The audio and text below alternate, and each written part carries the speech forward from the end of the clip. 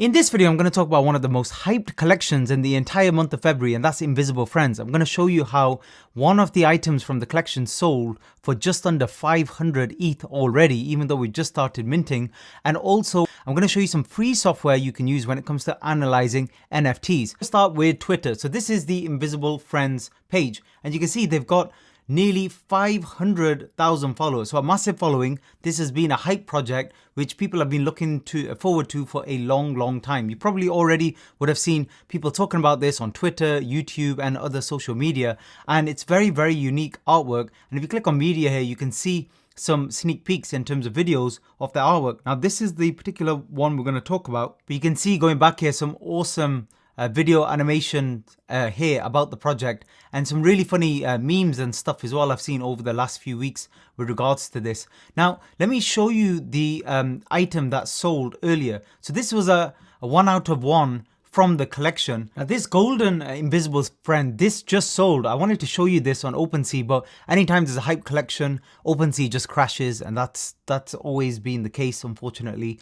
Really need an alternative to BrokenSea, and hopefully we'll get one soon. But basically this one sold for 496.69 ETH, so 1.3 million US dollars, and the funds from this all went to charity, and this was the particular one. So you can see here this golden friend, awesome and amazing. I'm not going to really comment on whether this was a good purchase or not, because I think with this purchase they also managed to get 5 other invisible friends as well. Probably still overpaid, but remember, it's when you're paying that much money, it's not about thinking how much can I get in terms of flipping that, because there are not going to be many people in the world who are willing to pay even more than 500 ETH for any item from any NFT collection. However, it is kind of funny when I think back to when I first started trading in NFTs, and I would hear people saying, and sometimes even commenting on my videos and saying, why would people pay $1,000 for a JPEG? Well, look, somebody's willing to pay 1.3 million, so there you go. Now, when I'm analyzing this, and this is kind of like a live video almost, because this literally just launched and I'm watching it, and currently there's not much volume in the market at the moment because of all the problems on OpenSea. It's almost like an OpenSea rug in a way. So, I mean, the price could easily dip down. That's what I usually look for. Now, because of the price of this collection, and because I'm pretty much too busy involved in my own collection, I'm probably not going to trade this. I'm going to have a look and see. But I mean, it is one of the most notable drops for the entire year. And the thing with these types of collections is, if you were lucky enough to mint one of these, my advice is always try and get rid of it right at the beginning. And the reason for that is very simple. At the beginning, there's no supply in the market. There are only very few listings on OpenSea. And then you can get these crazy prices. But once people flood the market and start to paper hand, thinking that they could get 13 ETH and then it drops to 12 and then 11, they may not be willing to hold on much longer. I think that 500 ETH sale really helped everybody in terms of confidence, but I still see a dip. And then afterwards, it's really hard to say, because we're dealing now with a floor price where there are only a certain percentage of people who are actually even buy this when it comes to either flipping or holding long term. But it's mostly whales, and whales tend to kind of hold things more for the longer term rather than looking for a quick flip. Now let me show you a free software. There are so many free options as well. I obviously prefer to go for the paid ones because I get those extra kind of benefits, and anything that can give me an edge over another trader always helps. One of the free ones is compass.art. So you can consider using this, and let me just go on the main page so you can see what it looks like. So if you click on the trending, you can see it's very much similar when it comes to the setup with icy.tools. I mean, I still prefer icy way more than this, but if you're just starting off and you don't want to spend a lot of money on software, for example, this is a great place to start. So here, if you click on Invisible Friends and we scroll down, you can see a similar chart, and we can play around with the periods here. So we could play around here with let's say 15-minute sales or 1 hour sales, for example, and then you can see all of the price action. And if you click on any of these, it will bring up the particular one that was sold, the particular token number, etc., which is very handy as well. And in icy.tools, usually it opens it in a new page. So I find that very useful. And the other thing I would say is, I'm sure there are people out there who do all of their trading without any kind of charts and stuff. And That's perfectly fine. In my opinion, I find that absolutely mad, crazy, because how can you trade something when you don't know what people have been paying for just before you? So for example, this is the S&P 500, the stock market, but how can you buy in if you don't know what's been happening in terms of price beforehand? So you don't know if you're buying high, selling low, or the opposite. You really don't know what's going on. So you need something. So if you have very, very limited budget, please use software like compass.art so you can get some sort of idea. And if I go on to other collections that have minted a long time ago, so I have more history. So let's scroll down and have a look at some of these. So as an example, let's go for Cool Pets, for example. So if we scroll down, what we can do here, same thing again, but we can move out to like say a 30-day time frame. So we can see all of the price action. And you can see then exactly what's been happening with the price very, very clearly. And that makes it a lot easier when it comes to trading, because you can see what the price is now compared to what it was before.